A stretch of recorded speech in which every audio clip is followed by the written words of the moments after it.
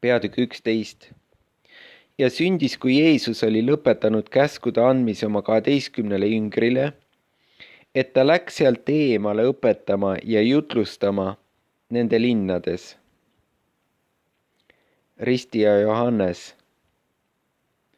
Aga kui Johannes vangihoones olles kuulis Kristuse tegudest, läkitas ta oma jüngrite kaudu temale ütlema: kas oled sina see, kes tuleb, või peame teist ootama?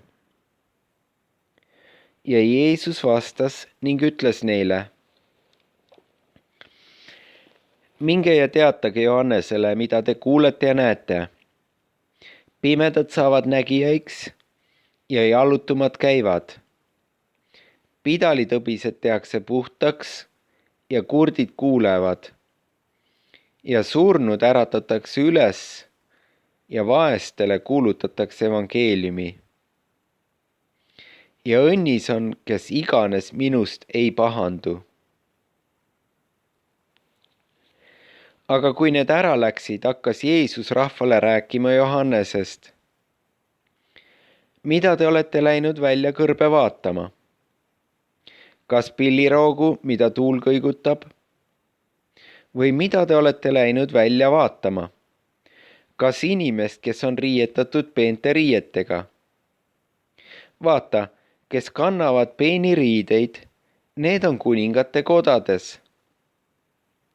Või mida te olete välja läinud vaatama? Kas prohvetit? Tõesti, ma ütlen teile, et ta on enamgi kui prohvet.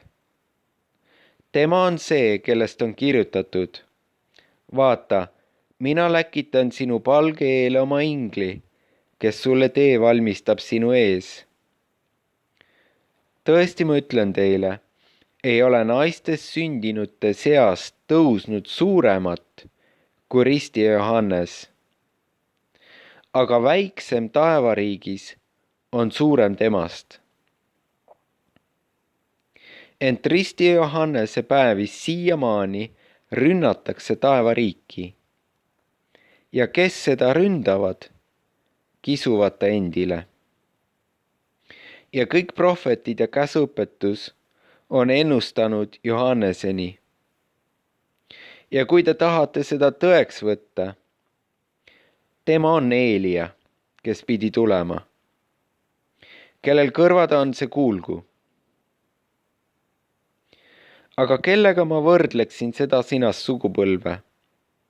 See on laste sarnane, kes turgudel istuvad ja hüüavad teistele ning ütlevad: me oleme teile vileta ajanud ja te pole tantsinud. Me oleme teile nutulugu laulnud ja te pole nutnud. Sest Johannes tuli, ei söönud ega joonud, ja nad ütlevad: temas on kuri vaim. Inimese poeg tuli, sööb ja joob, ja nad ütlevad: vaata, see inimene on söödik ja viinajoodik, tölnerite ja patuste sõber. Ometi mõistetakse tarkus õigeks ta tegudest. Jeesus sõitleb uskumatuid linnu. Siis ta hakkas sõitlema neid linnu, kus kõige rohkem oli sündinud tema vägevaid tegusid, sellepärast, et nad ei olnud meelt parandanud. Häda sulle Korasin, häda sulle Betsaida, sest kui Tüüroses ja Siidonis oleksid sündinud need vägevad teod, mis on sündinud teie juures, küll nemad ammugi oleksid kotis ja tuhas parandanud meelt. Aga ma ütlen teile, Tüürosel ja Siidonil on hõlpsam põli kohtupäeval kui teil. Ja sina, Kapernaum, kas sa ei olnud ülendatud taevani, kuni põrguni sa langed alla? Sest kui Soodomas oleksid sündinud need vägevad teod, mis on sündinud sinus, seisaks see veel tänapäeval. Aga ma ütlen teile, Soodoma maal on hõlpsam põli kohtupäeval kui sinul. lapselikust usaldusest. Sel ajal Jeesus hakkas rääkima, ütles: ma ülistan sind, Isa, taeva ja maa issand, et sa selle oled peitnud tarkade ja mõistlike eest ja oled selle ilmutanud väetimaile. Tõesti, Isa, see on nõnda olnud su meele järele. Jeesuse eesmärk ja töö. Kõik on mu Isa andnud minu kätte ja ükski muu ei tunne poega kui ainult Isa, ega ükski tunne Isa kui ainult poeg ja see, kellele iganes poeg tahab seda ilmutada. Tulge minu juurde kõik, kes olete vaevatud ja koormatud, ja mina annan teile hingamise.